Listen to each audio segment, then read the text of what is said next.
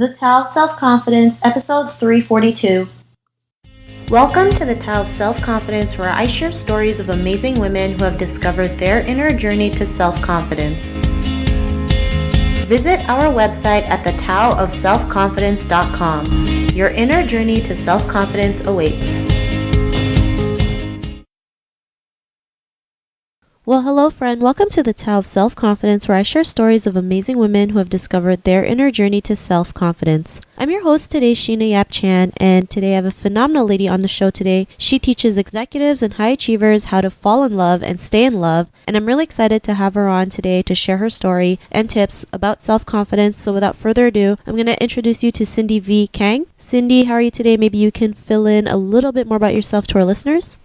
Yes, Sheena, thank you so much for having me on your show, and I'm very excited to be speaking with you today. So a little bit about myself. I teach executive and high achiever how to fall in love and stay in love. So, and when I'm talking about that, we're talking about masculine and feminine energy. And if you ever heard the theory of the yin and yang, so that's the quantum physics of the Chinese. And I go by that energy. So who you attract based on how you speak and sound and look, that's who you're going to attract out there in love and in person as well. So they say if your business life is a hot mess, so is your sex life. Awesome. Well, thanks for sharing that. And Cindy, what's your cultural background?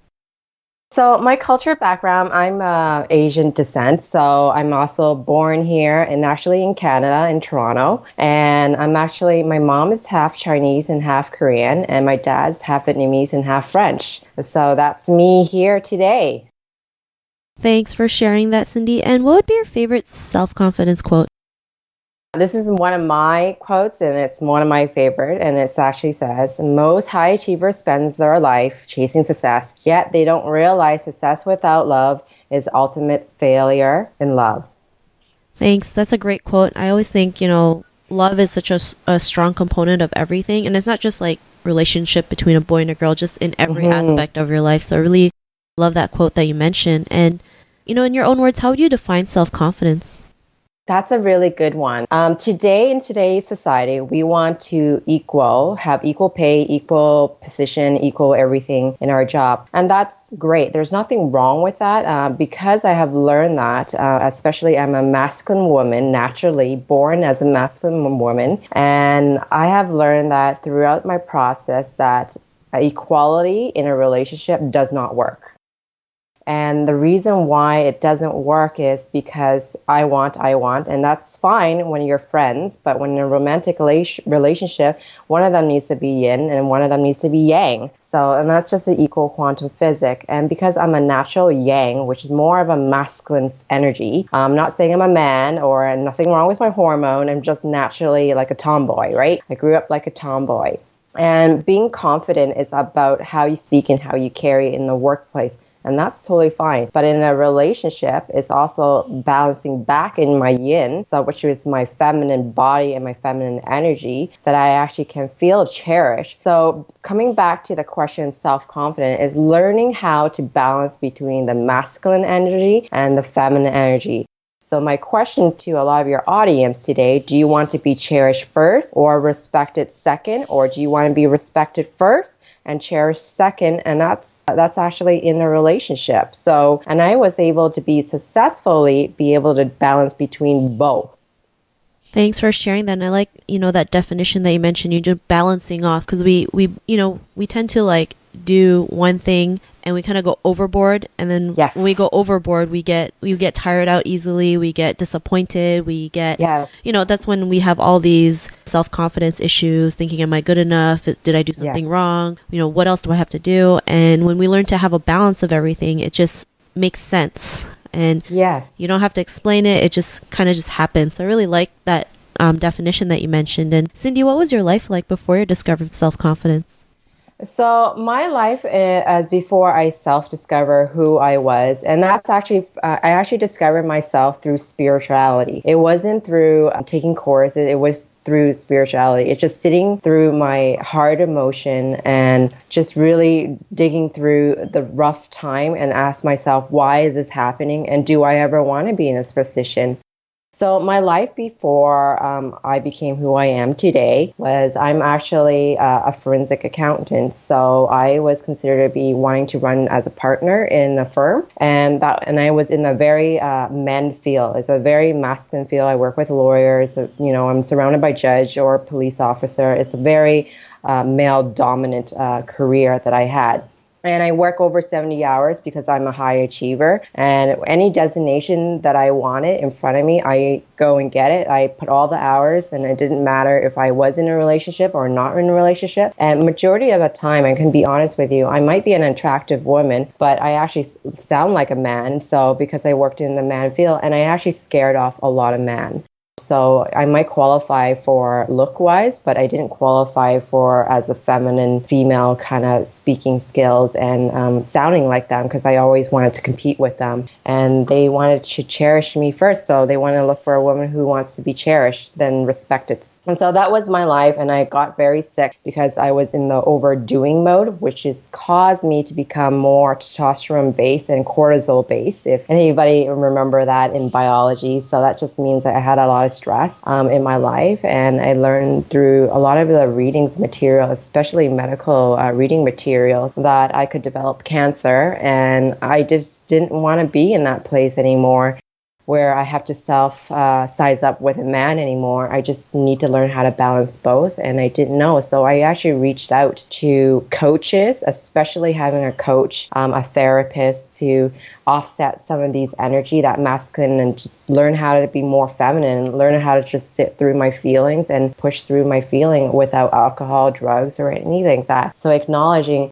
my gut feeling, and that's such an powerful thing that I have learned about myself, that I'm very psychic, or I'm very intuitive in a way, like I can actually be able to feel certain things, but because I offset it, and obviously being a masculine role, I always thought that being logical is the right way, but sometimes if you have a gut feeling there's something wrong, you should never override it, and every time you override it, it creates cortisol in your bloodstream. And I just made that conscious decision that I wanted to be more feminine and teach people how to balance between the both masculine and feminine. That's how I became who I am today.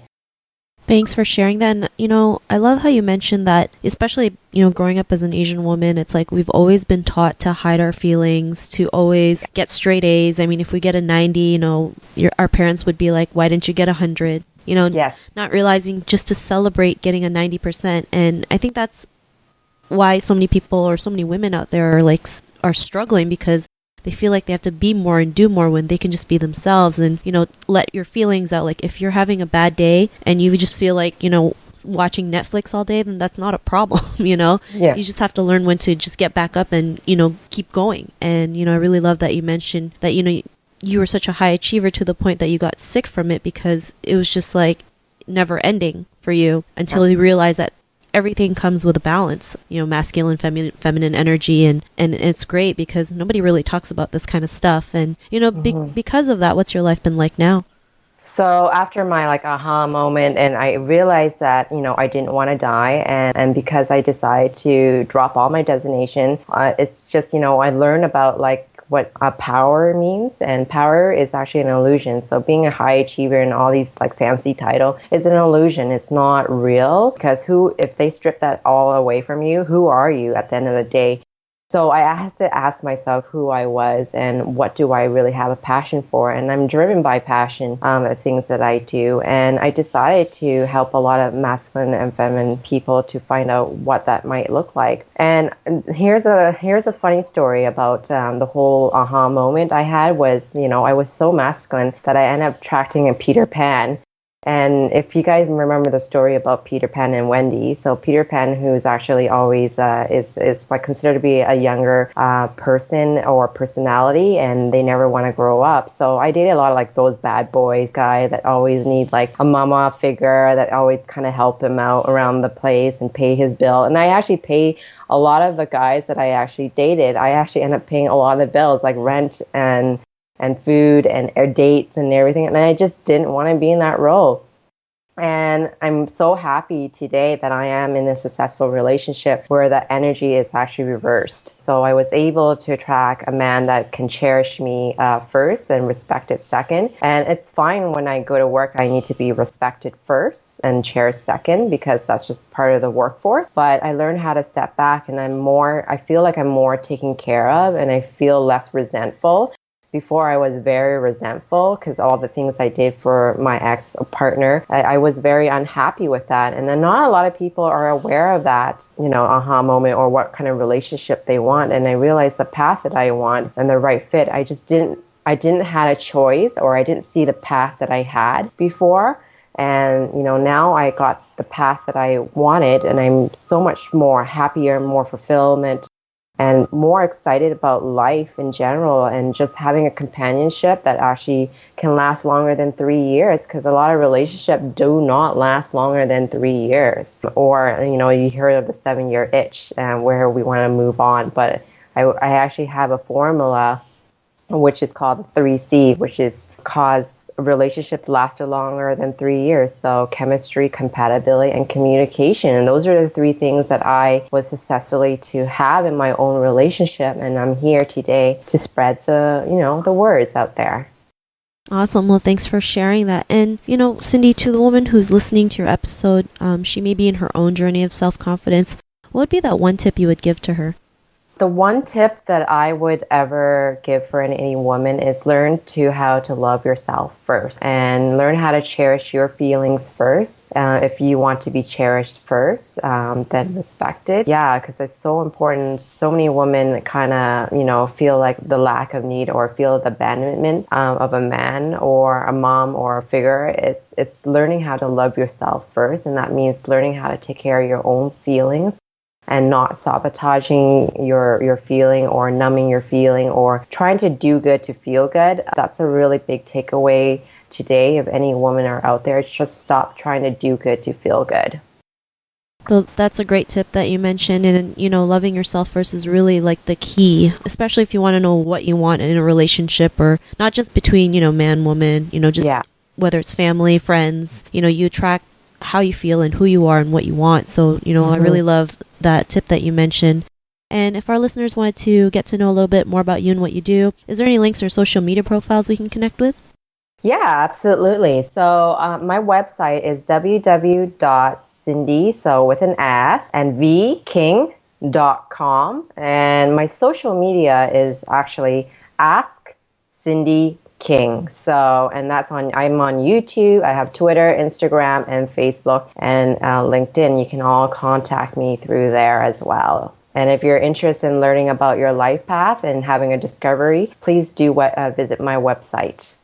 Awesome. Well, thanks for sharing that. And to our listeners, if you want to connect with Sindy, you can also head on over to thetaoofselfconfidence.com and search for Sindy's name.